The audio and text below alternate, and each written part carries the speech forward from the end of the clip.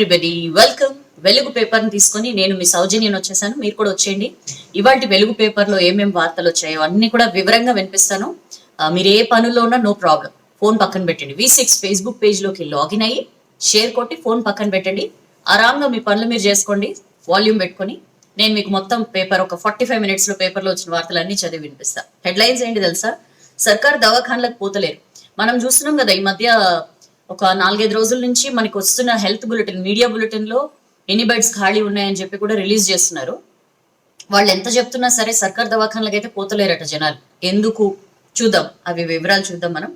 And contract out sourcing ఉద్యోగులు 10,000 మందిని తీసేసిండ్రు.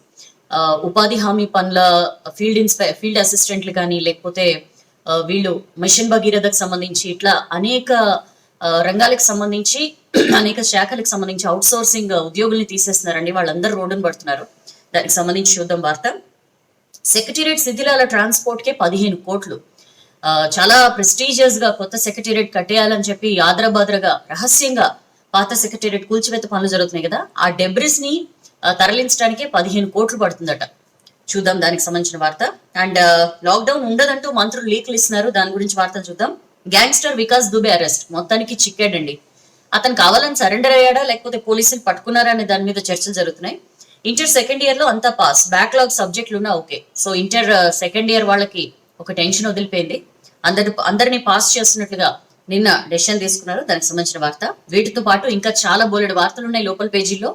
And వీటన్నిటితో పాటు టిక్ టాక్ కి సంబంధించి మీకు ఏమైనా లింక్స్ వస్తున్నాయా, దాని గురించి వాటి లైఫ్ ఎడిషన్ లో చక్కటి వివరాలు ఉన్నాయి. అలాంటి వార్తలు అన్ని వెలుగు పేపర్ లో వచ్చాయి. వెలుగు పేపర్ తీసుకొని నేను వచ్చాను, మీరు కూడా వచ్చేయండి. షేర్ కొట్టండి. మీతో పాటు మీ ఫేస్బుక్ ఫ్రెండ్స్ ని కూడా లాక్కుని రండి. మన V6 వెలుగు చేస్తున్న ప్రయత్నాల్లో వాళ్ళని కూడా భాగస్వాములు చేద్దాం. చలో ఠీకే, నేను ఇంకా స్టార్ట్ చేస్తున్నా. ఫస్ట్ బ్యానర్ ఐటమ్, సర్కార్ దవాఖాన్లకు పోతలేరు. కరోనా ట్రీట్మెంట్ కోసం అటువైపే చూడని జనం అని చెప్పి మనం చూస్తున్నాం. ప్రైవేట్ హాస్పిటల్స్ లో బెడ్లు ఫుల్ అయినాయి, కొన్నిట్లో వెయిటింగ్ లిస్టులు ఉన్నాయని చెప్పి చూస్తున్నాం.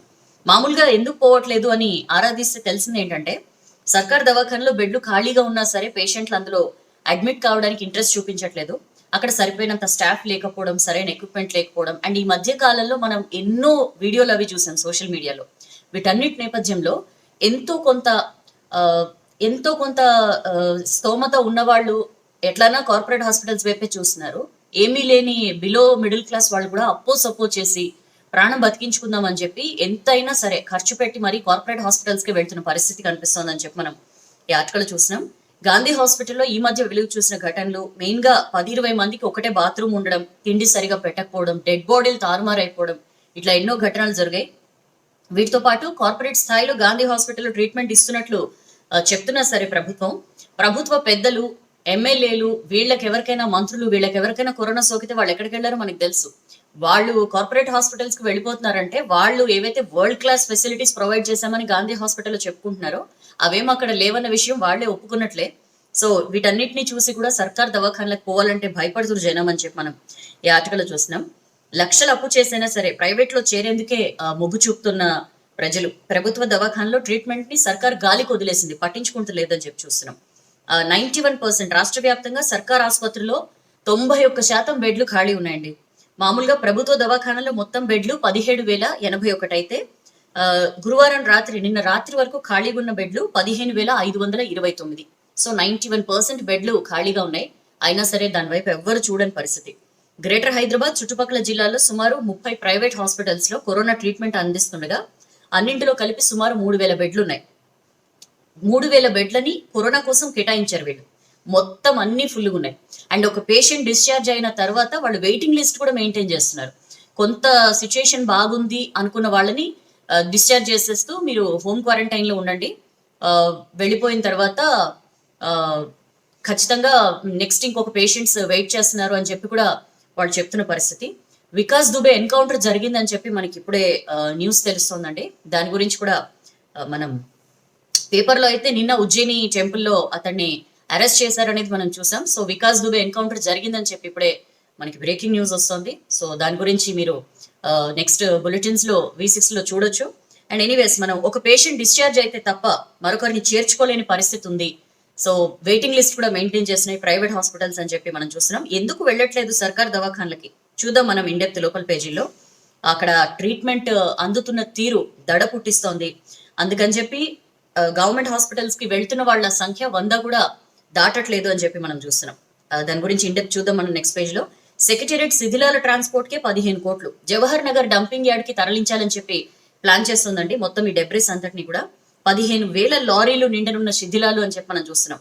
సీసీ కెమెరాల నడుమ కూల్చివేత జరుగుతుంది. మనకు తెలుసు, మొన్న కూడా మనం చెప్పుకున్నాం, ఒక ఇద్దరు కానిస్టేబుల్స్ వీడియో తీయడానికి ప్రయత్నిస్తే వాళ్ళిద్దరిని కూడా అక్కడి నుంచి తొలగించి వాళ్ళని అటాచ్ చేశారు కమిషనరేట్ ఆఫీస్ అని చెప్పి. సో క్షుణ్ణంగా కూలీలు తనిఖీ చేస్తున్నారు, ఎవ్వరు సెల్ ఫోన్ లోపలికి తీసుకెళ్లి మొత్తం అది చిత్రీకరించకుండా చూస్తున్నారు అని చెప్పి మనం ఈ ఆర్టికల్ లో చూస్తున్నాం. సో ఈ శిథిలాల తరలింపుకే 15 కోట్లు అవుతుందని చెప్పి ఆఫీసర్లు భావిస్తున్నారు. ఎందుకంటే వీటిని డంప్ చేయడానికి ఎంత ఏరియా కావాలంటే 7 ఎకరాల స్థలం అవసరం అవుతుందని చెప్పి కూడా అంచనా వేస్తున్నారట. సో హైదరాబాద్ కి 10 కిలోమీటర్స్ దూరంలో ఉన్న జవహర్ నగర్ డంపింగ్ యార్డ్ ఏదైతే ఉందో అక్కడికే ఈ సెక్రటేరియట్ బిల్డింగ్ శిథిలాన్ని తరలించేందుకు ప్లాన్ చేస్తున్నారని చెప్పి చూస్తున్నాం. ఒకవేళ అక్కడ ప్లేస్ కనుక సరిపోకపోతే ఔటర్ రింగ్ రోడ్ కి అవతల అంటే కీసరగుట్ట ప్రాంతంలో డంప్ చేయాలని చెప్పి కూడా భావిస్తున్నారట.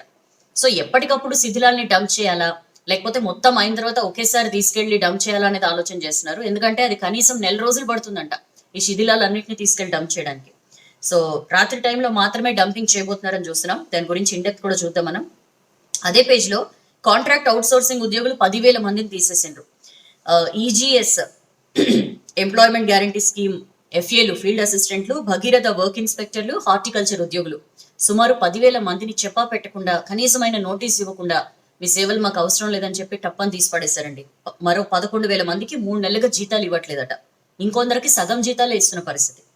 ఏపీలో మాత్రం అవుట్ సోర్సింగ్ బోర్డు ఏర్పాటు చేసి భరోసా ఇచ్చింది జగన్ సర్కార్. మనం చూసాం కూడా మొన్న ఆక్కోజ్ అని చెప్పి ఒక బోర్డు ఏర్పాటు చేసింది. ఇక్కడ కొత్తవి రాకపోగా ఉన్నవి కూడా ఊడుతున్నాయని చెప్పి వీళ్ళందరూ కూడా ఆవేదన వ్యక్తం చేస్తున్నారు. మనం అదే పేజ్ లో చూడొచ్చు. Mission Bhagiratha work inspectors association రాష్ట్ర నాయకులు వినయ్ కుమార్ మాట్లాడుతూ, భగీరథ స్కీమ్ మొదలైనప్పటి నుంచి 5 ఏళ్లుగా పనిచేస్తున్నాం. ప్రాజెక్టు మొదలవక ముందు సర్వే, డిపిఆర్ రూపొందించడంలో మొత్తం అన్నిట్లో కూడా కీ రోల్ మేము ప్లే చేసాం. ప్రాజెక్ట్ కంప్లీట్ అయ్యే వరకు పనిచేసాం. 2 నెలల క్రితం రెగ్యులర్ చేస్తామని చెప్పి రాతపూర్వక ఆదేశాలు కూడా ఇచ్చారు. కానీ ఇప్పుడు ఎలాంటి నోటీస్ పీరియడ్ లేకుండానే జూలై 1 నుంచి ఇంక మీరు రావక్కర్లేదని చెప్పేశారు. ఇంకా 9 నెలల జీతాలు కూడా ఇవ్వాలట వీళ్ళకి. సో ఎంతటి దారుణమైన పరిస్థితుల్లో పాపం వీళ్ళు ఉన్నారో మనం చూస్తున్నాం. అండ్ ఇంటర్ సెకండ్ ఇయర్ లో అంతా పాస్. ఇంటర్ అడ్వాన్స్డ్ పరీక్షల్ని సర్కార్ రద్దు చేసిందండి. ఫెయిల్ అయిన వాళ్లకు పాస్ మార్కులు. కరోనా తగ్గితేనే ఫస్ట్ ఇయర్ సప్లీ ఎగ్జామ్స్ జరుగుతాయట. లేదంటే మార్చ్ లో మామూలుగా inter second year annual exams జరుగుతాయి కదా, దాంతో పాటే ఇంటర్ ఫస్ట్ ఇయర్ సప్లీ కూడా రాయాలి. సో అడ్వాన్స్డ్ సప్లిమెంటరీ పరీక్షలను రద్దు చేసింది. మార్చిలో జరిగిన ఇంటర్ సెకండ్ ఇయర్ ఎగ్జామ్స్ లో ఎవరైతే ఫెయిల్ అయ్యారో వాళ్ళందరినీ పాస్ చేస్తున్నట్లు విద్యాశాఖ డెసిషన్ తీసుకుంది. సో వాళ్ళ ఆరోగ్య పరిస్థితిని, స్టూడెంట్స్ ఆరోగ్య పరిస్థితిని దృష్టిలో పెట్టుకుని ఈ నిర్ణయం తీసుకున్నామని చెప్తున్నారు. 1.47 lakh 1,47,000 మంది విద్యార్థులకి దీంతో లబ్ధి కలుగుతుందండి. సెకండ్ ఇయర్ ఫెయిల్ అయిన వాళ్ళు ఎవరికైనా ఫస్ట్ ఇయర్ బ్యాక్లాగ్స్ ఉన్నా సరే వాళ్ళని కూడా పాస్ చేయబోతున్నారు. సో మార్చిలో జరిగిన పరీక్షలో ఫెయిల్ అయిన స్టూడెంట్స్ అందరికీ సమానంగా మినిమం పాస్ మార్కులు 35% వేయబోతోంది ఇంటర్ బోర్డు అని చెప్పి మనం ఈ ఆర్టికల్ చూస్తున్నాం. సెకండ్ పేజ్ కొద్దాం. సెకండ్ పేజ్ లో సర్కార్ దవాఖాన్లకి పోతలేరు. సో గాంధీ హాస్పిటల్ వైపు చూడని సర్కార్ పెద్దలు. మనం చూసాం గవర్నమెంట్ మన టిఆర్ఎస్ ఎమ్మెల్యేల దగ్గర నుంచి స్టార్ట్ అయ్యి డిప్యూటీ సీఎం మహమూద్ అలీ దాకా చాలా మందికి కరోనా సోకింది. ఇంకొంతమందికి సోకినా సరే ఆ విషయం కూడా బయటకు రాకుండా అందరూ గప్చుప్గా కార్పొరేట్ హాస్పిటల్స్ లో ట్రీట్మెంట్ తీసేస్తున్నారు. వీళ్లే కాదు, వీళ్ళ అనుచరులు ఎవరికైనా సరే, వీళ్ళ డ్రైవర్లకో, గన్మెన్లకో, పిఎస్లకో ఎవరికైనా సరే ఒకవేళ కరోనా సోకితే వాళ్ళని కూడా వీళ్ళే రికమెండ్ చేయించి కార్పొరేట్ హాస్పిటల్స్ లో ట్రీట్మెంట్ ఇప్పిస్తున్న పరిస్థితి. ఇదంతా చూస్తున్న జనంకి ఆబ్వియస్లీ అనిపిస్తుంది కదా, అంటే వీళ్ళకి మాత్రం కార్పొరేట్ హాస్పిటల్స్, మనకేమో వరల్డ్ క్లాస్ ఫెసిలిటీస్ ఉన్నాయి, గాంధీకి వెళ్ళండి అని చెప్పి పదే పదే చెప్తారు. దీన్ని బట్టి అర్థమవుతుంది, డబుల్ స్టాండర్డ్స్ చూస్తేనే అర్థమవుతుంది గాంధీలో ఏ రకంగా ట్రీట్మెంట్ ఉందో అని చెప్పి చాలా మందికి అర్థమైన పరిస్థితి. టిఆర్ఎస్ నాయకుడు, Telangana trade promotion corporation chairman Devara Mallappa పాపం ఈయన ఫస్ట్ గాంధీలోనే అడ్మిట్ అయ్యిండ్రు. ఒక 2 రోజులు చూసిన తర్వాత ఆయనకి తత్వం బోధపడింది, ఎవరు పట్టించుకుంటలేరు, ప్రాణం మీదకి వస్తుందేమోనని చెప్పి వెంటనే ఆయన రికమెండేషన్ తో కార్పొరేట్ హాస్పిటల్ కి షిఫ్ట్ అయిపోయిన పరిస్థితి. సో ఇట్లా గాంధీ హాస్పిటల్ వైపు సర్కార్ పెద్దలు ఎవరు చూడకపోవడంతోనే జనాలకు అర్థమైంది.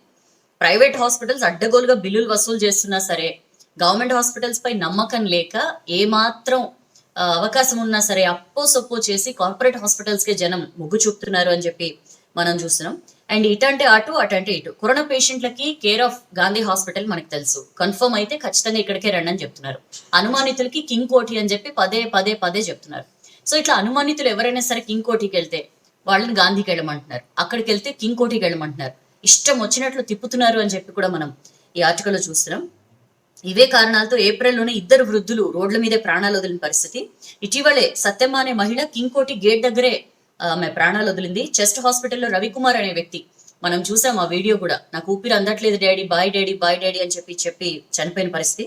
దీని తర్వాత కూడా ఎన్నో ఘటనలు వెలుగు చూస్తున్నా సరే సర్కారులో ఎక్కడ కూడా చలనం రాలేదని చెప్పి మనం ఈ ఆర్టికల్లో చూసినాం. గాంధీ హాస్పిటల్లో 10-20 మందికి ఒకటే బాత్రూమ్, ప్లస్ అక్కడ నర్సులు కూడా సరైన సంఖ్యలో లేరండి. అండ్ మా దగ్గర కెపాసిటీ లేదు, పెంచండి, ఇంకా ఉద్యోగుల్ని రిక్రూట్ చేసుకోండి, అక్కడ వైద్య చికిత్సల్ని మొత్తం డీసెంట్రలైజ్ చేయండి, ఇంత భారం మొత్తం 4 కోట్ల మంది ప్రజలకి గాంధీ ఒకటి సరిపోదు అని చెప్పి స్వయంగా జూనియర్ డాక్టర్లు వాళ్ళు రోడ్డెక్కిన పరిస్థితి కూడా మనకి తెలుసు. అయినా సరే ఎక్కడ ఏది కదలిక లేదు, సిచ్యుయేషన్స్ ఎట్లుండేనో అట్లానే ఉన్నాయి. సో ఒకటే నర్సు ఉంటారు పాప, ఆమె కూడా ఎంతమంది నన్ను అటెండ్ అవుతారు. ఇలాంటి పరిస్థితుల్లో అక్కడ ఎలాంటి చేంజెస్ లేకపోవడంతో చాలా మంది వద్దురా బాబు వెళ్ళొద్దు సర్కార్ దవాఖానలకు అని చెప్పి ఫిక్స్ అయిపోయి కార్పొరేట్ బాట పడుతున్నారని చెప్పి మనం చూస్తున్నాం. గాంధీ హాస్పిటల్ కి వెళ్ళడం కన్నా జైలుకి వెళ్ళడం మంచిది. గాంధీ హాస్పిటల్లో తిండి కూడా సరిగా లేదు, బాత్రూంలు నీట్ గా ఉండవు. ఇదెవరో ప్రతిపక్షాలన్న మాట కాదండి, మీ అందరికీ గుర్తుంటే మిత్రపక్షం ఎంఐఎం, టిఆర్ఎస్ మిత్రపక్షం ఎంఐఎం నేత అక్బరుద్దీన్ ఓవైసీ చెప్పిన కామెంట్ కొత్తలో మీకు గుర్తుండుంటే, బయటకు వచ్చి ఆయన గాంధీ హాస్పిటల్ మొత్తం అంతా చూసి వచ్చి బయటకు వచ్చి అన్నారు, ఇక్కడ వెళ్ళడం కన్నా జైలుకి వెళ్ళడం బెటర్ అని చెప్పి. పోనీ ఆ తర్వాత అయినా ఏమైనా పరిస్థితుల్లో మార్పు ఉందా అంటే నథింగ్, ఏమీ లేదు. సో ఇలాంటి విమర్శలు వచ్చినప్పుడు ఎదురుదాడి చేసింది సర్కార్ తప్పించి, ఇప్పటికి కూడా ప్రతిపక్షాలు ఏమైనా మాట్లాడినా ఎదురుదాడినే అస్త్రంగా పెట్టుకుంటుంది తప్పించి ఎక్కడైనా లోపాలు ఉన్నాయేమో సరి చేసుకుంటే బెటర్ ఏమో అనే ఆలోచనే మనకి సర్కార్లో కనిపించట్లా. కరోనాతో గాంధీ హాస్పిటల్కి వెళ్ళిన ఒక వ్యక్తి సుమారు 20 రోజుల తర్వాత మార్చురీలో శవంగా తేలాడు. మధుసూదన్ విషయంలో ఏం జరిగిందో మనకు తెలుసు. వాళ్ళ వైఫ్ ఏకంగా హైకోర్టు మెట్లెక్కాల్సిన పరిస్థితి, నా భర్త ఉన్నాడా చనిపోయాడా చెప్పండి అని చెప్పి. ఇట్లనే గాక గాంధీ హాస్పిటల్లో చేరిన 24 గంటల వరకు మన జర్నలిస్ట్ మనోజ్ కి ఏ రకంగా ట్రీట్మెంట్ ఇవ్వకుండా అతని మరణానికి కారణమయ్యారో తెలుసు. అలానే ఇంకో ఘటనలో ఒకరి శవాన్ని ఇంకొకరి కుటుంబానికి ఇవ్వడం, ఇట్లా ఎన్నో రకాలు. దీంతో పాటు ఈ డాక్టర్లు స్టాఫ్ కొరత. 4 రోజుల క్రిందట 150 మంది నర్సులను చేర్చుకునేందుకు ప్రయత్నించిన అవుట్ సోర్సింగ్ ఉద్యోగం అనడంతో ఎవరు కూడా మొగ్గు చూపట్లేదు. సో చాలా తక్కువ మంది నర్సులు, తక్కువ మంది డాక్టర్లతోనే అక్కడ విధులు జరుగుతున్నాయి. వాళ్ళు ఇచ్చే 8-10 వేల జీతాన్ని లైఫ్ రిస్క్ చేయడం ఎందుకని చెప్పి చాలా మంది డ్యూటీకి రావడం లేదట. మామూలుగా గాంధీ హాస్పిటల్లో సెక్యూరిటీ, పేషెంట్ కేర్, శానిటేషన్ ఇవన్నీ కూడా అవుట్ సోర్సింగ్ కంపెనీలకు ఇస్తారు.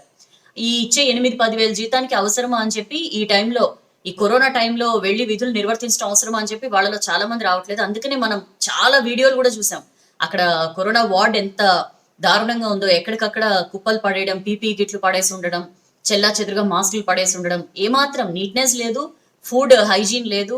అసలు ఒక 10-20 మంది పేషెంట్స్ ఒక వాష్రూమ్ వాడుకోవడం అంటే ఎంత దారుణమో. అండ్ మోరోవర్ అనుమానితులందరినీ కూడా ఒకే చోట ఉంచడం, మొత్తం ఇలాంటి అనేక రీజన్స్ తో అక్కడికి వెళ్ళడం అవసరమా అని చెప్పి కూడా దాని వైపు పోవటం లేదు అని చెప్పి మనం చూస్తున్నాం. అండ్ అదే పేజ్ లో 12 హాస్పిటల్స్ తిరిగినా చేర్చుకోలే, ఊరికి వాపస్ పోతూ యాక్సిడెంట్ లో పేషెంట్ మృతి. మరొక దారుణమైన ఘటన అండి. యాక్చువల్లీ నిజామాబాద్ లోని కోటగల్లికి చెందిన ఉప్పలపు సాయిరెడ్డి, ఈయన మాజీ కౌన్సిలర్, డయాబెటిక్ పేషెంట్. కొద్ది రోజుల క్రిందట అక్కడ ఒక ప్రైవేట్ హాస్పిటల్లో ట్రీట్మెంట్ తీసుకుని డిశ్చార్జ్ అయినరు. 3 రోజుల క్రితం ఎక్కిళ్ళు ఎక్కువ కావడంతో భార్య, కొడుకు శ్రీనివాస్ రెడ్డి కలిసి మరొకసారి అదే హాస్పిటల్ కి తీసుకెళ్లారు, ఎక్కడైతే ఆయన ట్రీట్మెంట్ తీసుకున్నాడు. అక్కడ డాక్టర్లు పరీక్షలు చేసి నిజామాబాద్ లోని జీజీహెచ్ కి రెఫర్ చేశారు. మంగళవారం రాత్రి జీజీహెచ్ వెళ్ళాక అక్కడ డాక్టర్లు సాయిరెడ్డిని ఈయన అడ్మిట్ చేసుకోవాల, కనీసం రోగిని పరీక్షించకుండానే కరోనా కావచ్చనే అనుమానంతో హైదరాబాద్ రెఫర్ చేశారు. సరే వీళ్ళేం చేశారు, నిజామాబాద్ నుంచి అంబులెన్స్ లో హైదరాబాద్ బయలుదేరారు. ఇక్కడ అయితే నరకం చూసారండి. జీజీహెచ్ రెఫర్ చేసిన ఉస్మానియా హాస్పిటల్ కి తీసుకెళ్తే కరోనా కావచ్చు చేర్చుకోలేమని చెప్పి అన్నారు.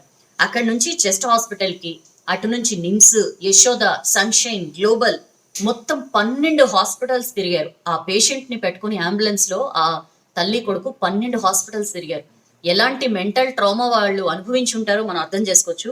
ప్రతి చోట కూడా ఇదే సమాధానం, కరోనా కావచ్చు లేదంటే బెడ్లు లేవు, ఇదే ఆన్సర్ ప్రతి హాస్పిటల్లో కూడా వాళ్ళకి కనిపించిన పరిస్థితి.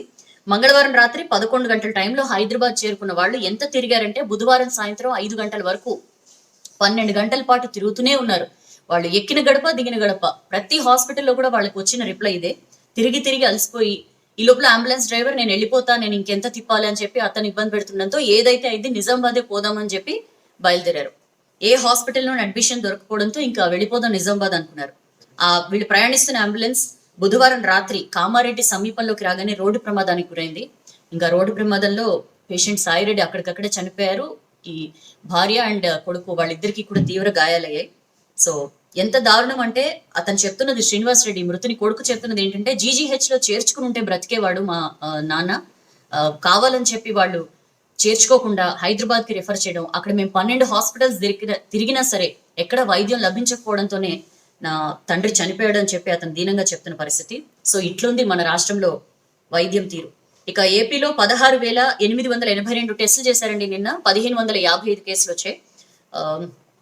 1,500 మంది, వీరందరూ కూడా 1,500 మంది ఏపీకి సంబంధించిన వాళ్ళే. వేరే స్టేట్స్ నుంచి వచ్చిన ఒక 53 మంది ఉన్నారు. 2 ఫారినర్స్ ఉన్నారు కరోనా పాజిటివ్ పేషెంట్స్ లో. మరొక 13 మంది కరోనాతో చనిపోయారని చెప్పి మనం ఈ ఆర్టికల్ లో చూస్తున్నాం. అండ్ అదే పేజ్ లో కంటైన్మెంట్ జోన్ లో తిరుమల టీటీడీ అభ్యంతరంతో ఏపీఎస్పీ బ్యారక్ ప్రాంతానికి పరిమితం. తిరుమలని కంటైన్మెంట్ జోన్ గా ప్రకటించారు అధికారులు. బట్ కొద్ది నిమిషాల్లోనే మళ్ళీ లేదు తూచ్ అని చెప్పి వెనక్కి తీసేసుకున్నారు అనమాట. యాక్చువల్ అక్కడ కరోనా కేసులు బాగా పెరుగుతుండడంతో నిన్న కంటైన్మెంట్ జోన్ అని చెప్పి ప్రకటించారు. అయితే టీటీడీ అధికారులు చిత్తూరు జిల్లా కలెక్టర్ భరత్ గుప్తాపై ఆగ్రహం వ్యక్తం చేశారు. అట్లెట్లా మీరు అనౌన్స్ చేస్తారు, వస్తున్న కేసులన్నీ తిరుపతికి సంబంధించినవి, తిరుమల ఎందుకు కంటైన్మెంట్ జోన్ గా ప్రకటిస్తారని టీటీడీ అధికారులు కోపడ్డారు కలెక్టర్ మీద. సో కంటైన్మెంట్ ప్రకటించాలనుకుంటే 2 రోజుల ముందే సమాచారం ఇవ్వాలి మాకు అని కూడా చెప్పారట. సో అధికారుల నుంచి తప్పులు దొరలేని చెప్పి కంటైన్మెంట్ జోన్ నుండి తిరుమలని కలెక్టర్ తొలగించారు. తిరుమల ఏపీఎస్పీ బ్యారక్ ప్రాంతం 200 మీటర్లే కంటైన్మెంట్ జోన్ గా ప్రకటించి అక్కడ శానిటైజ్ చేశారని చెప్పి మన ఆర్టికల్లో చూస్తున్నాం. అండ్ దేశంలో నిన్న 25,803 కొత్త కేసులు అండి. ఒక్కరోజే 479 కరోనా మరణాలని చెప్పి మనం ఈ ఆర్టికల్లో చూస్తున్నాం. 4,95,949 మంది డిశ్చార్జ్ అయ్యారు. 8 రాష్ట్రాల్లో 1000కి పైగా కేసులు నమోదయ్యాయి నిన్న ఒక్కరోజే. దేశంలో ఇంకా కమ్యూనిటీ ట్రాన్స్మిషన్ మొదలు అవ్వలేదని చెప్పి కేంద్ర ఆరోగ్య మంత్రి హర్షవర్ధన్ చెప్తున్న పరిస్థితి. ఎందుకంటే ఆయన క్లియర్ గా అంటున్నది ఏంటంటే 8 రాష్ట్రాల్లోనే 90% కేసులు ఉన్నాయి. దేశం మొత్తంలో 730కి పైగా జిల్లాలుంటే అందులో 49 జిల్లాల్లోనే 80% కేసులు ఉన్నాయి. సో కమ్యూనిటీ ట్రాన్స్మిషన్ ఉంటుంది అనడంలో అర్థం లేదని చెప్పి వాళ్ళు చెప్తున్న పరిస్థితి. సో గురువారం నాటికి దేశంలో 1,40,40,832 టెస్టులు చేశారు. సో దీనికి సంబంధించి వార్త. అండ్ అదే పేజ్ లో కొత్త కేసులు 1,410. నిన్న మన దగ్గర కొంత మొన్నటి కంటే కొంచెం తగ్గాయి. 1,410 కొత్త కేసులు వచ్చాయి. గ్రేటర్ పరిధిలోని 918, జిల్లాల్లో 492 మందికి పాజిటివ్ వచ్చింది. రంగారెడ్డిలో 125, మేడ్చల్లో 67, సంగారెడ్డిలో 79. సంగారెడ్డిలో కూడా పెరుగుతున్నాయండి. వరంగల్ అర్బన్ 34, కరీంనగర్ 32. మొత్తం అన్ని జిల్లాల్లో కూడా మనకి స్పైక్ కనిపిస్తోంది. అండ్ 18,192 మంది వైరస్ నుంచి కోలుకున్నారు. అంటే రాష్ట్రంలో ఇప్పటిదాకా కరోనా బాధితుల సంఖ్య 30,946కి చేరింది. ఇందులో మోర్ దాన్ 18,000 వైరస్ నుంచి కోలుకున్నారు. 12,000కు పైగా మంది ట్రీట్మెంట్ తీసుకుంటున్నారు అని చెప్పి వైద్య ఆరోగ్య శాఖ చెప్పింది. అయితే గడిచిన 10 రోజుల్లో 15,552 కేసులు వచ్చాయండి. అయితే ఇప్పుడు కేవలం 12,423 యాక్టివ్ కేసులు మాత్రమే ఉన్నాయని చెప్పి హెల్త్ బులెటిన్ లో చెప్తున్నారు. మనం చూస్తున్నాం, ఇట్లా ఏదైనా సరే కరోనా పాజిటివ్ కేసు ఒకటి వచ్చిన తర్వాత 10 రోజుల తర్వాత కానీ సింటమ్స్ ఏం లేకపోతే 10 రోజుల తర్వాత వాళ్ళని డిశ్చార్జ్ లిస్ట్ లో చేర్చాలి. బట్ మన దగ్గర అదేం కనిపించట్లా. ఒక 4-5 రోజులు లేదా ఒక్కొక్కసారి వారం రోజులకే వాళ్ళని డిశ్చార్జ్ లిస్ట్ లో చూపిస్తున్న పరిస్థితి. సో మొత్తం మరణాలు 331కి పెరిగాయి. అండ్ గాంధీలో ఖాళీగా 1,118 బెడ్లు ఉన్నాయని చెప్పి కూడా హెల్త్ బులెటిన్ లో చెప్పారు. ఏం లాభం, ఎవరు అసలు వాటి వైపు కూడా, ఆ హాస్పిటల్స్ వైపు కూడా చూడని పరిస్థితి. అండ్ ఇంటర్ సెకండ్ ఇయర్ అంతా pass. So inter second year కి సంబంధించి మొత్తం అందరికీ కూడా 35% మార్క్స్ తో పాస్ చేయాలని చెప్పి డిసిషన్ తీసుకున్నారు. ఫస్ట్ ఇయర్ వాళ్ళకి మాత్రం ఫస్ట్ ఇయర్ లో 192,000 మంది విద్యార్థులు ఫెయిల్ అయ్యారండి. వీళ్ళకి అడ్వాన్స్డ్ సప్లిమెంటరీ లేకపోవడంతో టెన్షన్ పడుతున్నారు. అయితే కరోనా తగ్గితే అక్టోబర్ లేదా నవంబర్ లో నిర్వహిస్తాం, లేకుంటే ఇంటర్ సెకండ్ ఇయర్ ఎగ్జామ్స్ జరుగుతాయి కదా వాటితో పాటు రాసుకోవచ్చు అని చెప్పి కూడా చెప్పారు. రీవెరిఫికేషన్, రీకౌంటింగ్ వీటికి అప్లికేషన్స్ ఎక్కువ వచ్చాయి కదా, ఎందుకంటే ఈసారి బెటర్మెంట్ ఇంప్రూవ్మెంట్ ఎగ్జామ్స్ లేకపోవడంతో. సో దాని 10 రోజుల్లో ప్రకటిస్తాం రిజల్ట్స్ అని కూడా చెప్పారు. బతికుండగానే చనిపోయాడంటూ సికింద్రాబాద్ లోని ఒక కార్పొరేట్ హాస్పిటల్ నిర్వాహకం. కార్పొరేట్ హాస్పిటల్స్ కి సంబంధించి ఒకటి విపరీతంగా లక్షల్లో ఫీజులు వసూలు చేస్తున్నారు అనేది మనం రెగ్యులర్ గా చూస్తున్నాం. ఇది ఇంకొక ఉదంతం అన్నమాట. భర్త మరణించినట్లు వినగానే భార్యకు హార్ట్ స్ట్రోక్, డెడ్ బాడీ తీసుకెళ్లేందుకు వచ్చాక ఫ్యామిలీకి తెలిసిన అసలు నిజం. కార్పొరేట్ హాస్పిటల్స్ ఆగడాలు ఎట్లున్నాయో సికింద్రాబాద్ లో కార్పొరేట్ హాస్పిటల్ మరో నిర్వాకానికి పాల్పడింది. బతికున్న మెంబర్స్ కి తప్పుడు సమాచారం ఇచ్చింది. చనిపోయారు పేషెంట్ అని చెప్పి తప్పుడు సమాచారం ఇవ్వడంతో పేషెంట్ భార్య ఆ వార్తను విని తట్టుకోలేక హార్ట్ స్ట్రోక్ వచ్చింది ఆమెకి. ఈ లోపల సరే ఇంకా చనిపోయాడని చెప్పారు కదా, మొత్తం ఫ్యామిలీ మెంబర్స్ అంత్యక్రియలకు ఏర్పాట్లు అవి చేసుకుని హాస్పిటల్కి వచ్చారు డెడ్ బాడీ కోసం. అయితే వీళ్ళు డిమాండ్ చేశారనమాట. ఎందుకంటే కరోనా పాజిటివ్ అని తేలిన తర్వాత 67 సంవత్సరాలు అంబర్పేటకు చెందిన నర్సింగరావు అనమాట ఈయన. ఆయన శ్వాస సంబంధిత సమస్యతో బాధపడుతూ గత నెల 27న ఈ కార్పొరేట్ హాస్పిటల్లో చేరారు. కరోనా పాజిటివ్ అని తేలడంతో 4 రోజుల పాటు ఐసీయూలో ఉంచి ట్రీట్మెంట్ ఇచ్చారు. ఐసీయూలో ఉంచి ట్రీట్మెంట్ ఇస్తున్నప్పుడు కూడా వీడియో కాల్ ద్వారా పేషెంట్ కుటుంబ సభ్యులతో మాట్లాడిస్తూనే ఉన్నారు. ఆ తర్వాత రోజు నుంచి ఆరోగ్యం క్షీణించిందని చెప్పి వెంటిలేటర్ పై ట్రీట్మెంట్ ఇస్తున్నామని ఒక 10 days కి 8 లక్షలకు పైగా బిల్ వేశారు అని చెప్పి పేషెంట్ తమ్ముడు మనకి చెప్పారు. సో బుధవారం రాత్రి 8 గంటలకు నర్సింగరావు చనిపోయాడు అని చెప్పి హాస్పిటల్ నుంచి ఫోన్ వచ్చింది. సో ఇంకా వీళ్ళందరూ కూడా హతాశులు అయ్యారు. ఆయన భార్యకేమో హార్ట్ స్ట్రోక్ వచ్చింది. సరే వీళ్ళు అంత్యక్రియలకు అన్ని ఏర్పాట్లు చేసుకుని డెడ్ బాడీని తీసుకెళ్లేందుకు హాస్పిటల్కి వెళ్ళి వీళ్ళు క్వశ్చన్ చేశారు. అరే మంగళవారం వరకు బాగానే ఉన్న వ్యక్తి ఆల్ ఆఫ్ ఎ సడన్ క్షీణించిపోయి ఎట్లా చనిపోతాడు అని చెప్పి అట్లా క్వశ్చన్ చేసిన తర్వాత 7 గంటల పాటు వీళ్ళని అట్లనే ఆపారండి. వీళ్ళని 7 గంటల పాటు వెయిట్ చేయించి వీళ్ళు ఏం చేశారు, లోపల హాస్పిటల్లో తెలిసిన వాళ్ళ ద్వారా ఆరాధిస్తే ఆయన చనిపోలేదు బ్రతికే ఉన్నారని చెప్పి వీళ్ళకి తెలిసిందనమాట. సో నర్సింగరావు ఉన్నాడా చనిపోయాడా చెప్పండి అని చెప్పి వీళ్ళు గట్టిగా నిలదీశారు హాస్పిటల్ వాళ్ళని. వాళ్ళు వెంటనే వీడియో కాల్ చేసి పేషెంట్ బతికే ఉన్నాడని చెప్పి హాస్పిటల్ సిబ్బంది చెప్తున్నారు. సో ఇంతటి దారుణం అనమాట. ఇప్పుడు వాళ్ళు పడ్డ మెంటల్ ట్రామాకి కానీ లేకపోతే ఆమె నర్సింగరావు వైఫ్ కి హార్ట్ స్ట్రోక్ వచ్చింది, వీటన్నిటికీ ఎవరిని బాధ్యులు చేయాలో అర్థం కాని పరిస్థితి.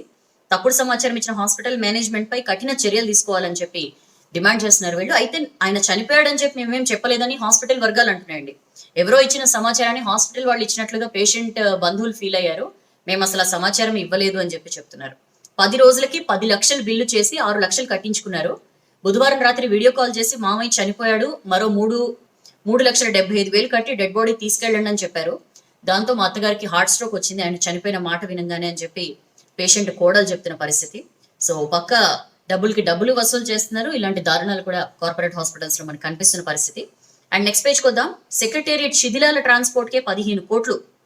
So Jawahar Nagar dumping yard లేదా కీసర్ దగ్గర ఎక్కడ డంప్ చేయాలన్నా సరే 15 కోట్లు. ఎందుకంటే సెక్రటేరియట్ మొత్తం 10 బ్లాకులు. వీటి కూల్చివేతలో ఏర్పడే శిథిలాలు డంప్ చేయడానికి వందల సంఖ్యలో టిప్పర్లు కావాలి, లారీలు, అందులోకి లోడ్ చేయడానికి వందల సంఖ్యలో జేసీబీలు, ప్రొక్లైన్లు ఇవన్నీ కావాలి. సో వీటి కోసం రాష్ట్రంలో రోడ్డు కాంట్రాక్ట్ పనులు చేస్తున్న వివిధ కంపెనీల్ని సంప్రదిస్తున్నారని చెప్పడం మనం ఈ ఆర్టికల్లో చూస్తున్నాం. అయితే అక్కడ మొత్తం అంతా కూలగొట్టిన తర్వాత అదంతా చదును చేయడానికి కొన్ని శిథిలాల్ని వాడతారు. మిగిలిన వాటిని మాత్రం అక్కడి నుంచి తరలించాలి. అండ్ ఇప్పుడైతే బిల్డింగ్స్ ని మాత్రమే కూల్చుతున్నారు. త్వరలో కాంక్రీట్స్, ఐరన్ ను వేరు చేసే ప్రాసెస్ కూడా స్టార్ట్ కాబోతుందని చెప్పి చూస్తున్నాం. చుట్టూ నిఘా కెమెరాలు అండి. మామూలుగా సెక్రటేరియట్ ఉన్నప్పుడు నిఘా కెమెరాలు ఉండేటివి, వాటన్నిటినీ కూడా ఇప్పుడు మళ్ళీ యాక్టివేట్ చేశారు. పూర్తి నిఘా మధ్య సెక్రటేరియట్ కూల్చివేత అనేది జరుగుతోంది. సోమవారం అర్ధరాత్రి నుంచి ప్రారంభమైన సెక్రటేరియట్ కూల్చివేత పనులు గురువారం కూడా కొనసాగే. సిఎస్, డీజీపీ నిరంతరం పర్యవేక్షిస్తున్నారని చెప్పి మనం ఈ ఆర్టికల్లో చూస్తున్నాం. ఇంప్లోజివ్ టెక్నాలజీతో ముప్పు ఉంటుంది. మామూలుగా ఫస్ట్ మనం అనుకున్నాం కదా, ఇట్లా అమాంతం కుప్పకూలిపోతుంది ఇంప్లోజివ్ టెక్నాలజీ అంటే. ఈ L&J బ్లాక్స్ 12 అంతస్తులు ఉన్నాయి. వీటికి ఇంప్లోజివ్ టెక్నాలజీ వాడదామని అనుకున్నారు. బట్ అది కనుక వాడితే చుట్టుపక్కల ఒక 500 మీటర్ల దూరంలోని నిర్మాణాలకి ముప్పు ఉంటుందని చెప్పి ఇంజనీర్స్ చెప్పారు. అందుకని చెప్పి మరి దీన్ని కూడా కూలగొట్టాలా, దీన్ని కూడా నేలమట్టం ఎట్లా చేయాలా అనే దానికి సంబంధించి ఆలోచనలు చేస్తున్నారు. దానికి సంబంధించిన వార్త. అండ్ కేసీఆర్ పై తొందరలోనే జనం మరలబడతారు. BJP state president Bandi Sanjay fire అయ్యారండి. ప్రగతి భవన్ ఫామ్ హౌస్ దారులు మూసుకుపోయాయి. అందుకే ప్రజలు రాజ్భవన్ బాట పట్టారు. పట్టించుకునే నాదుడు లేడు. సీఎం కేసీఆర్ అసలే ఎక్కడున్నారో తెలియదు, ఆయన లాపతా అయినరు. అందుకని చెప్పి తమ సమస్యల్ని, తమ కష్టాలని ఎవరికి చెప్పుకోవాలో తెలియకనే ప్రజలు రాజ్భవన్ బాట పట్టారని చెప్పి ఆయన మాట్లాడారు. కొందరు IAS, IPS లు కేసీఆర్ కు కొమ్ము కాస్తున్నారని చెప్పి కూడా సంజయ్ విమర్శించారు. వారి వ్యవహార శైలి వల్ల వ్యవస్థ మొత్తం చిన్నభిన్నం అవుతోందని చెప్పి కూడా ఆయన మండిపడ్డ పరిస్థితి. రాష్ట్రంలో కరోనా కేసులపై సమీక్షించేందుకు గవర్నర్ పిలిస్తే స్వయంగా అధికారులు వెళ్ళకపోవడం ఏంటి, ఇంత దారుణమైన బిహేవియర్ ఏంటని చెప్పి ఆయన క్వశ్చన్ చేశారు. ఇప్పుడు ప్రగతి భవన్ ఫామ్ హౌస్ దారులు మూసుకుపోయాయి, సీఎం ఎక్కడున్నారో తెలుస్తలేదు, అందుకనే గవర్నర్ ఒక్క ట్వీట్ చేయగానే అంతలాగా జనాలు రెస్పాండ్ అయిన పరిస్థితి అని చెప్పి కూడా అంటున్నారు. ఇప్పటికైనా తాను ఉన్నానని చెప్పి కేసీఆర్ ప్రజలకి భరోసా ఇవ్వాలని చెప్పి ఆయన సూచించారు. లేకపోతే జనం తిరగబడే పరిస్థితులు చాలా దగ్గరలోనే ఉన్నాయని చెప్పి కూడా సంజయ్ అన్న పరిస్థితి. ఎవరు చెప్పినా కేసీఆర్ పట్టించుకోలేదు. ఎంత దారుణం అంటే కేసీఆర్ వ్యవహరిస్తున్న తీరు వల్ల మొత్తం రాష్ట్రంలో హెల్త్ ఎమర్జెన్సీ పెట్టే పరిస్థితులు వచ్చాయి. ముందు నుంచి చెప్తున్నాం టెస్టులు చేయండి అని చెప్పి. అప్పుడంతా ICMR గైడ్ లైన్స్ ప్రకారం చేస్తున్నామని చెప్పి అన్నారు. ఇప్పుడు టెస్టులు పెంచారు. మరి ఇప్పుడు ఏం చెప్పింది ICMR? ప్రతిసారి ICMR గైడ్ లైన్స్ అని చెప్పి చెప్తున్నారు. ఇప్పుడు ఏమైనా ICMR కొత్తగా చెప్పింది ఆ టెస్టులు పెంచమని? అప్పుడు చెప్పిన గైడ్ లైన్స్ ఇప్పుడు కూడా ఉన్నాయి కదా, మరి ఇప్పుడు సడన్ గా ఎందుకు టెస్టుల సంఖ్య పెంచారని చెప్పి ఆయన క్వశ్చన్ చేసిన పరిస్థితి. హైకోర్టు చెప్పినా, కేంద్రం చెప్పినా, ఎవ్వరు చెప్పినా సరే అస్సలు పట్టించుకుంటలేరు కేసీఆర్ అని చెప్పి కూడా ఆయన అంటున్న పరిస్థితి. ఆరోగ్యశ్రీలో కరోనాను చేర్చాలి అని చెప్పి కూడా అన్నాం, దాన్ని పట్టించుకుంటలేరు. కనీసం ఆయుష్మాన్ భారత్ అయినా రాష్ట్రం, ఆయుష్మాన్ భారత్ లో రాష్ట్రాన్ని ఇంక్లూడ్ చేయండి అని చెప్పిన దానికి పట్టించుకుంటలేరు. అమ్మ పెట్టదు అడుగు తినివ్వదు అన్నట్లుంది పరిస్థితి అని చెప్పి కూడా అంటున్న పరిస్థితి. సో ఆరోగ్య శాఖ, కేంద్ర వైద్య ఆరోగ్య శాఖ 215 కోట్లు ఇచ్చింది రాష్ట్రానికి. ఇవి గాక 7 లక్షలకు పైగా N95 మాస్కులు, 2.5 లక్షలకు పైగా PPE కిట్స్, 22 లక్షల హైడ్రాక్సీ క్లోరోక్విన్, మొత్తం ఇవన్నీ ఇస్తే కేంద్రం మీద దుష్ప్రచారం చేస్తుంటారు. కేంద్రం ఏమిచ్చింది అని చెప్పి ఎన్ని నిధులు ఇచ్చినా వాటన్నిటిని పక్కదారి పట్టించారు, వేరే వేరే ప్రోగ్రామ్స్ కి వాటిని మళ్లించారు. పైగా ఉల్టా కేంద్రం మీదే క్వశ్చన్ చేస్తున్న పరిస్థితి. తన చేతగానితనాన్ని, అసమర్థతని సీఎం కేసీఆర్ కప్పిపుచ్చుకోవడానికి కేంద్రంపై నిందలు వేస్తున్నారని చెప్పి కూడా సంజయ్ అంటున్న పరిస్థితి. రాష్ట్రంలో కరోనా టెస్టుల కోసం 14 ప్రభుత్వ, 21 ప్రైవేట్ ల్యాబ్స్ కి కేంద్రం అనుమతి ఇచ్చింది. రాష్ట్రానికి 13 లక్షల ఉచిత గ్యాస్ సిలిండర్లు ఇచ్చింది. తెలంగాణలోని 1,04,00,000 మంది మహిళల జన్ధన్ ఖాతాల్లో 521 కోట్ల మేర వేశాము. పెన్షన్స్ కింద 66,000 కోట్లు ఇవ్వగా 6 లక్షల మందికి లబ్ధి జరిగింది. సో ఇవి కేంద్రం ఏం చేసింది అంటున్నారు కదా, కేంద్రం ఇవన్నీ చేసింది అని చెప్పి ఆయన చెప్తున్నారు. సెక్రటేరియట్ కూల్చడం అవసరమా? ఇప్పుడు ఇలాంటి దారుణమైన పరిస్థితి ఉంటే రాష్ట్రంలో ఇప్పుడు సెక్రటేరియట్ కూల్చడం అవసరమా అని చెప్పి ఆయన క్వశ్చన్ చేశారు. అసలు ప్రజలకి సీఎం అందుబాటులో లేనప్పుడు ప్రభుత్వ విధి విధానాలు ఏంటి అని చెప్పి ప్రకటించే దమ్ము ఏ మంత్రికైనా ఉందా అని చెప్పి కూడా డైరెక్ట్ గా క్వశ్చన్ చేసిన పరిస్థితి. ఏదైతే సెక్రటేరియట్ కి కూల్చివేతకి డబ్బులు ఏదైతే ఖర్చు పెడుతున్నారో దాంతో కనీసం 3-4 జిల్లాల్లో, తెలంగాణ మొత్తం ఒక 3-4 జిల్లాల్లో కరోనాని నివారించడానికి లేదా నియంత్రించడానికి ఆ డబ్బులు ఖర్చు పెట్టొచ్చు. బట్ ఆ సోయే లేదు అసలు గవర్నమెంట్ కి, ప్రాధాన్యతలు కరెక్ట్ గా తెలియట్లేదని చెప్పి కూడా ఆయన అన్నారు. కేంద్ర సర్కార్ కొత్త పార్లమెంట్ భవనం కడతామని ప్రకటించినా కరోనా విషయంలో ఎక్కడా నిధుల కొరత రానివ్వలేదు. ప్రజల ఆరోగ్యాన్ని ఇంపార్టెంట్ గానే చూస్తోంది కేంద్రం. బట్ మీరు అట్లా కాదు, ఆరోగ్యాన్ని గాలికి వదిలేశారు. చరిత్రలో మూర్ఖులుగా మిగిలిపోతారు టీఆర్ఎస్ తో ఎవరైనా పొత్తు పెట్టుకుంటే, లేదా టీఆర్ఎస్ తో ఎవరైనా కలిసి పనిచేస్తే అని చెప్పి ఆయన అన్నారు. ఎందుకంటే కాంగ్రెస్ అంటోంది కదా, బీజేపీ టీఆర్ఎస్ తొత్తులు కలిసి పనిచేస్తున్నాయి, లేకపోతే బీజేపీ కలిసిపోయింది అని చెప్పి ఎంపీ రేవంత్ రెడ్డి చేసిన ఆరోపణలకు సంబంధించి ఆయన రిప్లై ఇచ్చారు. సో దానికి సంబంధించిన వార్త. ఒక్కో సెంటర్ లో రోజు 1000 టెస్టులు చేయండి అని చెప్పి మంత్రి ఈటల్ని కోరారండి. ఎంఐఎం చీఫ్ అసదుద్దీన్ ఓవైసీ ఒక్కో కరోనా టెస్టింగ్ సెంటర్ లో కనీసం 1000 టెస్టులు చేయాలి అని చెప్పి ఆయన విజ్ఞప్తి చేశారు. టెస్టింగ్ కేంద్రాల దగ్గర భారీగా క్యూలు కనిపిస్తున్నాయి, టెస్టుల సంఖ్యని ఇంకా పెంచండి అని చెప్పి కూడా ఆయన ట్వీట్ చేశారు.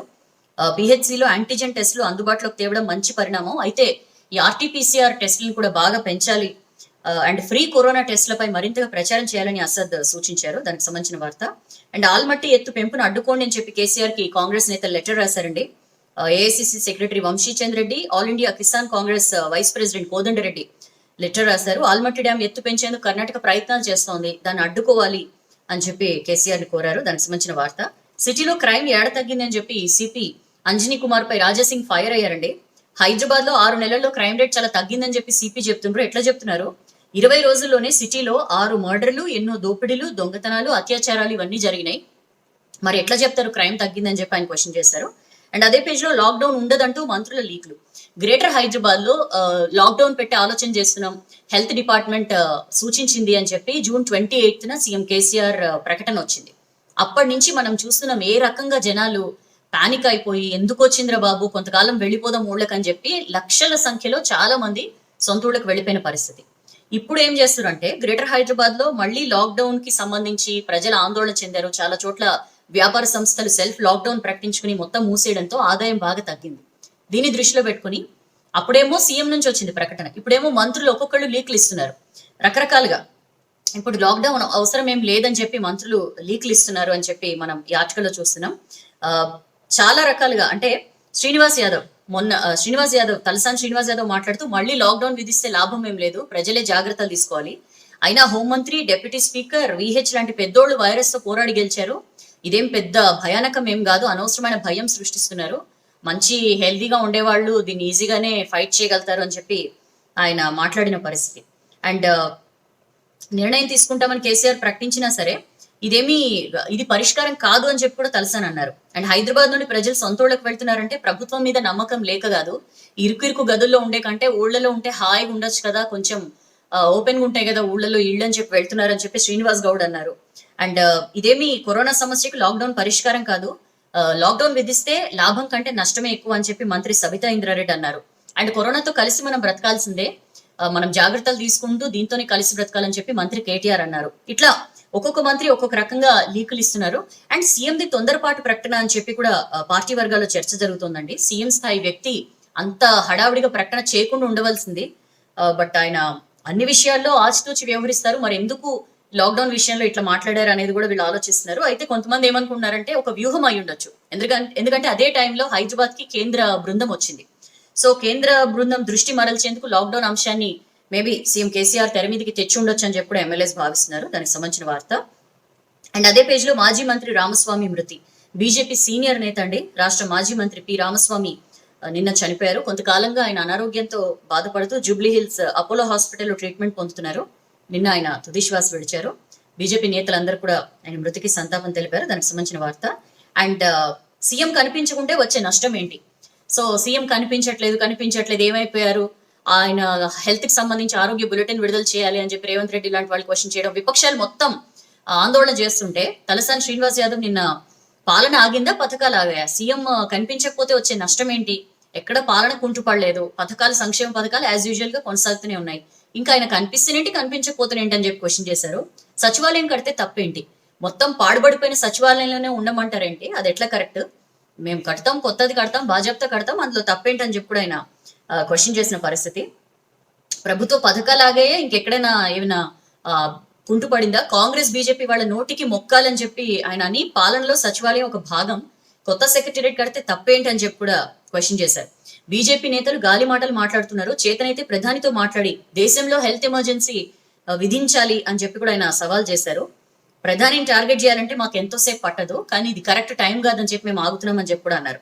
సర్కార్ దవాఖానాల్లోనే మంచి సవలతులు ఉన్నాయని చెప్పి కూడా అంటున్నారండి.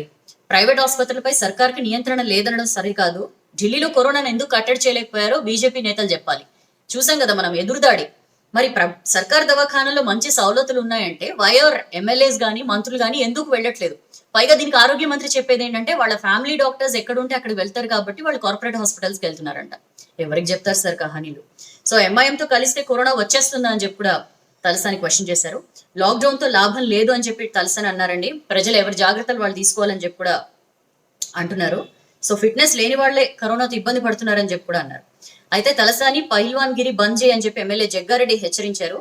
ఆయన కోసం, సీఎం కేసీఆర్ కుటుంబం కోసం కాకుండా ప్రజల కోసం ఆలోచిస్తే బెటర్ తలసాని అని చెప్పి సంగారెడ్డి ఎమ్మెల్యే జగ్గారెడ్డి అన్నారు. ఇష్టం వచ్చినట్లు తలసాని నోరు పారేస్తుంటే ఊరుకునేది లేదు అని చెప్పి కూడా ఆయన హెచ్చరించారు. టీడీపీలో ఉన్నప్పుడేమో కేసీఆర్ ను, హరీష్ రావును ఉరికించి కొడతా అన్నావు, టీడీపీలో చంద్రబాబు చెంచాగిరి చేసినావు, ఇప్పుడు టీఆర్ఎస్ లో ఉండి చంద్రబాబు హైదరాబాద్ వస్తే ఉరికించి కొడతా అన్నావు. కేసీఆర్ కు చెంచాగిరి చేసింది చాలు, ప్రతిపక్షాలపై కాంగ్రెస్ పార్టీపై నోరు పారేస్తుంటే మేము చూస్తూ ఊరుకోం, నీ పైల్వాన్ గిరి బంద్ చేయాలి అని చెప్పి జగ్గారెడ్డి అన్నారు తలసాని ఉద్దేశించి. అండ్ అదే పేజ్ లో వేర్ ఈస్ కేసీఆర్ ప్లకార్డ్ ప్రదర్శించిన వ్యక్తులను అరెస్ట్ చేశారండి. పంజగుట్ట పోలీస్ స్టేషన్ కి తరలించారు. బుధవారం రాత్రి అరెస్ట్ చేశారు. 10:30 గంటల టైంలో వాళ్ళని ప్లకార్డులతో ప్రగతి భవన్ ముందు నిలబడ్డారు వీళ్ళు, సాయిబాబా అండ్ లడ్డూ కుమార్. మనం నిన్న కూడా చెప్పుకున్నాం, where is KCR, he's my CM అని చెప్పి వాళ్ళని అరెస్ట్ చేసి పోలీస్ స్టేషన్ తరలించారు. And 71st ABVP foundation day సందర్భంగా ఏబీవీపీకి బాబు మోహన్ బీజేపీ నేత గ్రీటింగ్స్ చెప్పారు. ఏబీవీపీ పోరాటాలు చరిత్రలో నిలిచిపోతాయని చెప్పి ఆయన కామెంట్ చేశారు. దానికి సంబంధించిన వార్త. ఇక నెక్స్ట్ పేజ్ కొద్దాం. కాంట్రాక్ట్ అవుట్ సోర్సింగ్ ఉద్యోగులు 10,000 మందిని తీసేసిండ్రు. కరోనా టైంలో చిన్న ఉద్యోగులపై సర్కారు దెబ్బ వేసింది అని చెప్పి మనం ఈ ఆర్టికల్ లో చూస్తున్నాం. రాష్ట్రం వస్తే అవుట్ సోర్సింగ్ కాంట్రాక్ట్ జాబులు పర్మనెంట్ అయిపోతాయి, అసలు కాంట్రాక్ట్ జాబులు అనేటివే ఉండవు అని చెప్పి సీఎం కేసీఆర్ చెప్పినవన్నీ విని ఎంతో సంబరపడిపోయారు చాలా మంది. అబ్బా మనందరి జాబ్స్ పర్మనెంట్ అయిపోతాయి తెలంగాణ వస్తే అని చెప్పి ఎంతో మంది దేవుళ్ళకు మొక్కుకున్నారు తెలంగాణ కళ సాకారం అవ్వాలని చెప్పి. అయినా సరే తెలంగాణ అయితే వచ్చింది కానీ వాళ్ళ జీవితాలు అయితే మారని పరిస్థితి.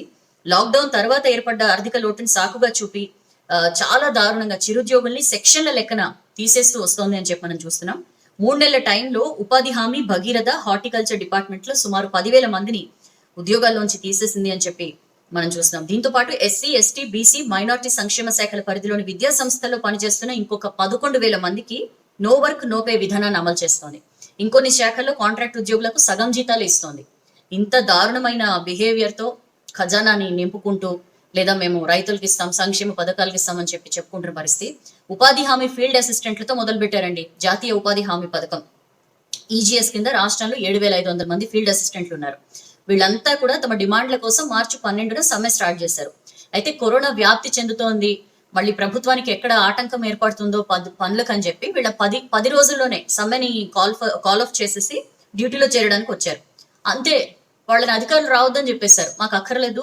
ఆ సమ్మె టైంలో కూడా ఒక 247 మంది ఎవరైతే విధుల్లో ఉన్నారో వాళ్ళని మాత్రమే ఉంచుకొని మిగిలిన వాళ్ళని మీరు అసలు అక్కర్లేదు మీ సేవలు అని చెప్పి వాళ్ళని పంపించేసిన పరిస్థితి. ఎన్నిసార్లు కలిసినా సరే మమ్మల్ని తీసుకోండి విధుల్లోకని లేదా ఆందోళన చేసినా స్పందించలేదని చెప్పి చూస్తున్నాం. అండ్ భగీరథ కాంట్రాక్ట్ ఉద్యోగుల్ని మనం దీని గురించి మాట్లాడుకున్నాం కూడా. బీటెక్ ఎంటెక్ పూర్తి చేసిన 662 మంది వర్క్ ఇన్స్పెక్టర్లు, 47 మంది జూనియర్ అసిస్టెంట్లను 2015లో కాంట్రాక్ట్ బేసిస్ మీద వీళ్ళని తీసుకున్నారు. 11 నెలలుగా జీతాలు ఇవ్వకున్నా రేపో మాపో ఉద్యోగాలు పర్మనెంట్ అయిపోతాయిలే అని చెప్పి వీళ్ళందరూ కూడా అట్లానే వెయిట్ చేసిన పరిస్థితి. ఈ ఫస్ట్న ప్రభుత్వం వీళ్ళందరినీ కూడా ఇంటికి పంపించింది అని చెప్పి చూస్తున్నాం. హార్టికల్చర్ లో కూడా 500 మంది ఆఫీస్ అసిస్టెంట్లు, గార్డెనింగ్, కంప్యూటర్ ఆపరేటర్స్ గా పనిచేస్తున్న 500 మందిని తీసేశారు. బడ్జెట్ సాకుగా చూపి వీళ్ళందరినీ కూడా అసలు వీళ్ళ కాంట్రాక్ట్ రెన్యువల్ చేయలేదని చెప్పి మనం చూస్తున్నాం. అప్పటికే 3 నెలలుగా జీతాలు రాక ఇబ్బంది పడుతున్న వాళ్ళకి ఆ తర్వాత వాళ్ళ మీద వేటు వేశారు. అండ్ మూతబడిన స్కూళ్ళు, కాలేజీలు, వెల్ఫేర్ హాస్టల్స్ వీటన్నిటికి సంబంధించి కాంట్రాక్ట్ ఉద్యోగులకి పని లేకపోవడంతో సర్కార్ జీతాలు ఇవ్వడం లేదు. నో వర్క్ నో పే అని చెప్తున్నారు అని ఈ ఆర్టికల్లో చూస్తున్నాం. టూరిజం డిపార్ట్మెంట్ లో పనిచేస్తున్న కాంట్రాక్ట్ ఉద్యోగులకైతే సగం జీతమే ఇస్తున్నట్ట. చాలా దారుణమైన పరిస్థితిని కాంట్రాక్ట్ అండ్ అవుట్ సోర్సింగ్ ఉద్యోగులు ఫేస్ చేస్తున్నారు. 14 ఏళ్ల సర్వీస్ కి ఇదే గిఫ్ట్ అని చెప్పి field assistants union working president Bolguri Ravi question చేస్తున్నారండి. ఉపాధి హామీ పథకం స్టార్ట్ అయినప్పటి నుంచి పనిచేస్తున్న ఫీల్డ్ అసిస్టెంట్లు దాదాపు 5,000 మంది ఉన్నారు. 14 ఏళ్ల సర్వీస్ కి ఇదా మాకు గవర్నమెంట్ ఇచ్చే గిఫ్ట్ అని చెప్పి ఆయన క్వశ్చన్ చేస్తున్నారు. 3 నెలలుగా జీతాలు లేవని చెప్పి గురుకులంలో పనిచేసే అసోసియేట్ లెక్చరర్ చెప్తున్న పరిస్థితి. అయితే మనకు గుర్తుంటే ఏపీలో అవుట్ సోర్సింగ్ ఎంప్లాయీస్ కి ఒక కార్పొరేషన్ ఏర్పాటు చేశారు. ఐ థింక్ మొన్న అనుకుంటా సీఎం జగన్ దీన్ని ప్రారంభించారు. ఆప్కాస్ అని చెప్పి AP corporation for out sourced services అని చెప్పి ఈ నెల 3న దీన్ని ప్రారంభించారు. అంటే అవుట్ సోర్సింగ్ ఉద్యోగాల భర్తీలో గానీ, జీత భత్యాల్లో గానీ అవినీతి అక్రమాలకి తావు లేకుండా ఈ సంస్థను ఏర్పాటు చేసింది ఏపీ గవర్నమెంట్. తొలి రోజే 50,449 మందికి ఉద్యోగ నియామక పత్రాలు ఇచ్చారు. ఆన్లైన్ లోనే సీఎం వాటిని ఇచ్చిన పరిస్థితి. వీళ్ళకి జీతం, ఈఎస్ఐ, పిఎఫ్ సౌకర్యంలో ఇబ్బందులు ఉండబోవని చెప్పి జగన్ భరోసా ఇచ్చారు. సో మన పక్క రాష్ట్రంలో పరిస్థితి ఇట్లుంటే పాపం మన దగ్గర మాత్రం అవుట్ సోర్సింగ్ ఉద్యోగులు దారుణమైన ఇబ్బందులు ఎదుర్కొంటున్నారని చెప్పి చూస్తున్నాం. అండ్ అదే పేజ్ లో ఇంటర్ సిలబస్ లో 30% కోత పెట్టడానికి ఇంటర్ బోర్డు కసరత్తులు చేస్తోందండి. సిబిఎస్ఈ ఆల్రెడీ సిలబస్ ని తగ్గించింది. సో ఇంటర్ బోర్డు కూడా ఆల్మోస్ట్ అదే రూట్ లో వెళ్తోంది. దానికి సంబంధించిన వార్త. అండ్ హెల్త్ పాలసీకి మస్తు డిమాండ్. సో మనం మామూలుగా చూస్తున్నాం, అంతదాకా కూడా మామూలుగా ఒక 50 ఏళ్ళు వచ్చిన తర్వాత ఎప్పుడో హెల్త్ పాలసీ తీసుకుందామని చెప్పి చాలా మంది ఆలోచన చేసేవాళ్ళు. బట్ ఇప్పుడు కరోనా టైంలో ప్రైవేట్ హాస్పిటల్స్ లో వేస్తున్న బిల్లులు చాలా మందిని టెన్షన్ పెడుతున్న పరిస్థితి. ఒక ఎగ్జాంపుల్ చెప్తా. 5 రోజులకి ఒక 46 ఏళ్ల దయాకర్ మల్కాజ్గిరిలో ఉండే ఆయనకి కరోనా పాజిటివ్ వస్తే కార్పొరేట్ హాస్పిటల్లో చేరారు. ఆయన డయాబెటిక్ కూడా. వారం పాటు ట్రీట్మెంట్ తీసుకుంటే తప్ప పరిస్థితి మెరుగుపడలేదు. 5 రోజులకు ఆయన బిల్లు 7 లక్షలైంది. ఆయనకి 15 లక్షల హెల్త్ పాలసీ ఉండడంతో 1 లక్ష మాత్రం ఆయన జేబు నుంచి చెల్లించారు. మిగిలిందంతా కూడా పాలసీ కింద కవర్ అయిందనమాట. 7 నెలల క్రితం ఇన్సూరెన్స్ పాలసీ తీసుకునే ముందు వరకు కూడా ఆయన తీవ్రంగా ఆలోచించాడు, నాకు అవసరమా పాలసీ, నాకు అవసరమా అని చెప్పి. బట్ ఇప్పుడు ఆయనకి ఇంత అక్కడికి రావడంతో ఆయన క్లోజ్ ఫ్రెండ్స్ వీళ్ళందరూ కూడా ఆ పాలసీ డీటెయిల్స్ చెప్పు, మేము కూడా తీసుకుంటాం అని చెప్పి ఎగబడుతున్నారు.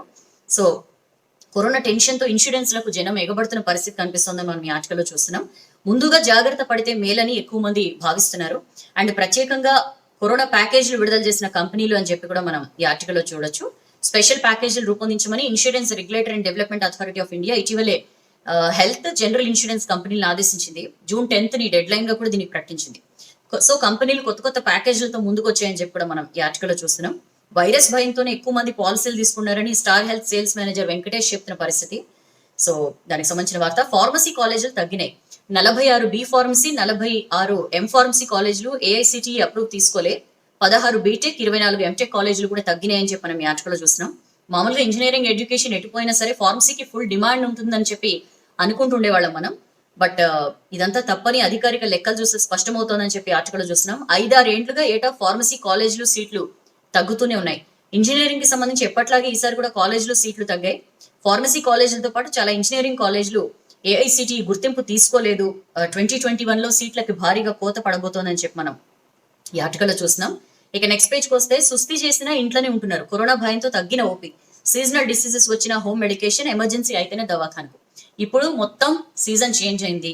ఉత్తినే జలుబు, దగ్గు, కొంచెం లైట్ గా జ్వరం ఇట్లాంటివన్నీ వస్తున్నాయి. కరోనాకి అవే సిమ్టమ్స్, మామూలు సీజనల్ వైరల్ ఇన్ఫెక్షన్స్ కి అవే సిమ్టమ్స్. జనాలకి ఏం అర్థమైతలేదు. అయినా సరే సీజనల్ డిసీజెస్ వస్తే వెళ్ళట్లేదు హాస్పిటల్స్ కి. మాక్సిమం ఇంట్లోనే ఉంటున్నారు, సెల్ఫ్ మెడికేషన్ తీసుకుంటున్నారు, లేదా టెలిమెడిసిన్ ద్వారా ప్రైవేట్ హాస్పిటల్స్ చాలా వరకు టెలిమెడిసిన్ అందుబాటులోకి తేవడంతో టెలిమెడిసిన్ ద్వారా డాక్టర్స్ తో టచ్ లో ఉండి ట్రీట్మెంట్ తీసుకుంటున్నారు తప్ప హాస్పిటల్స్ కి వెళ్లి ధైర్యం చేయట్లేదని చెప్పి మనం ఈ ఆర్టికల్లో చూస్తున్నాం. కరోనా భయంతో ఓపీ తగ్గింది చాలా హాస్పిటల్స్ కి అని చెప్పి కూడా చూస్తున్నాం. ఎందుకంటే హాస్పిటల్ కి వచ్చి మళ్ళీ అక్కడ రకరకాల వాళ్లతో కాంటాక్ట్ అయ్యి లేదా ఇన్ఫెక్ట్ అవ్వడం కంటే అదేదో మనం ఇంట్లోనే ఉండి ఎట్లయినా తగ్గించుకుందాం. అండ్ మోర్ ఓవర్ చాలా మంది ఇంటర్నెట్ లో సర్చ్ చేస్తురంట, కషాయం ఎట్లా చేసుకోవాలి, లేకపోతే ఏం చేయాలి, దీనికి ఏం చేయాలి, దానికి ఏం చేయాలి, అవన్నీ తెలుసుకుని ఇంట్లోనే ఆ కషాయాలు అవన్నీ చేసుకుని తాగుతూ తమ హెల్త్ ని తాము కాపాడుకుంటున్నారు.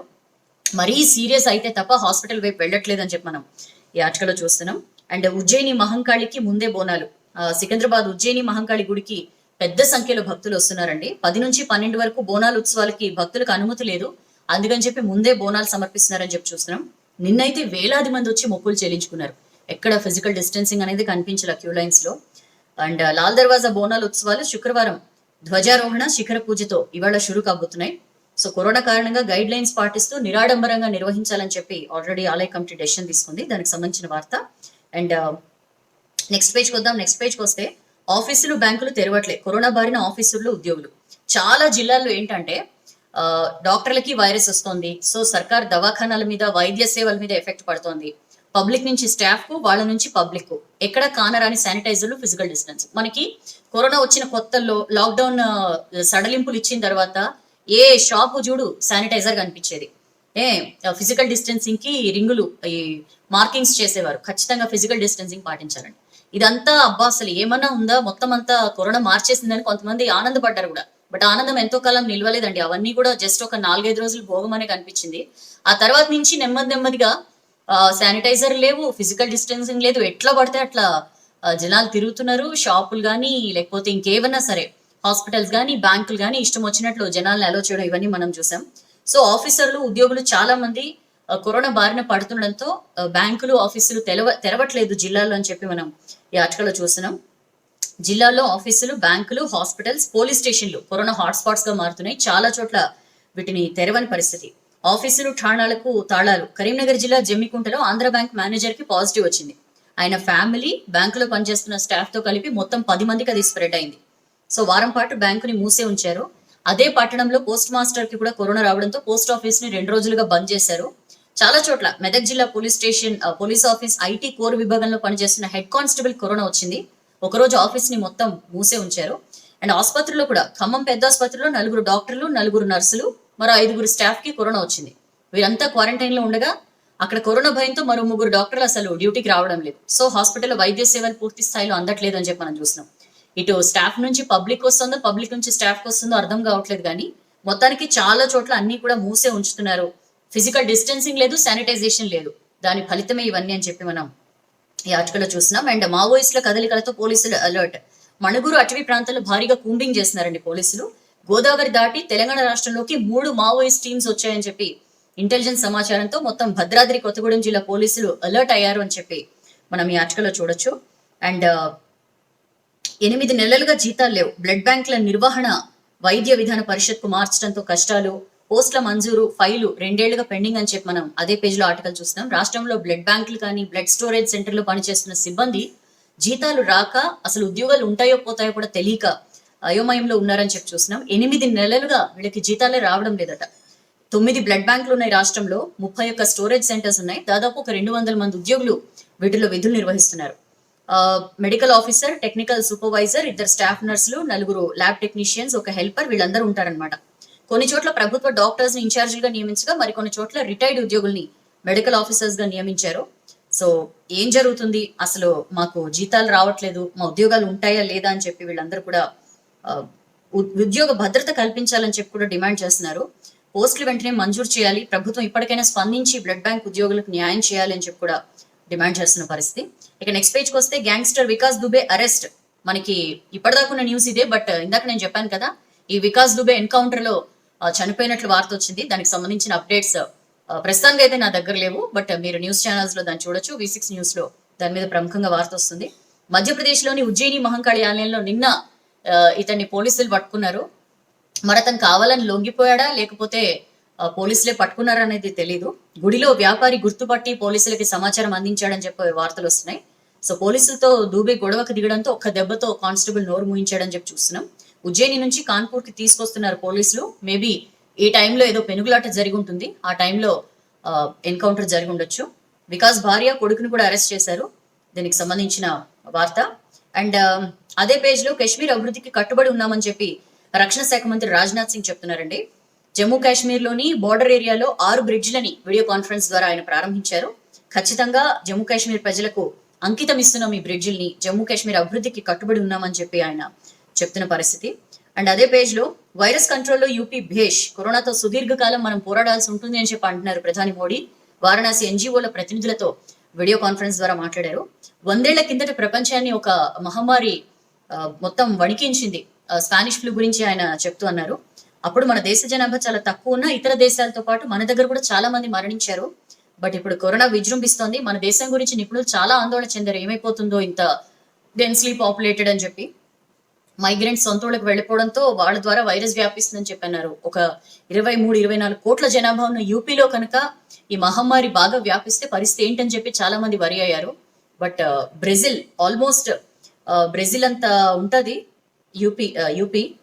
అక్కడ బ్రెజిల్లో 65,000 మంది చనిపోతే యూపీలో 800 మంది మాత్రమే చనిపోయారు.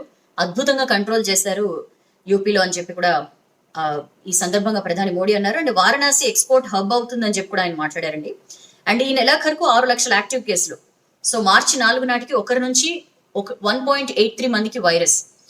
మార్చి 4 నాటి సిచ్యుయేషన్ కి ఇప్పటికి, అప్పుడు ఒకరికి వైరస్ వస్తే వారి నుంచి 1.83 మందికి, అంటే సుమారుగా 2 వరకు వైరస్ సోకింది.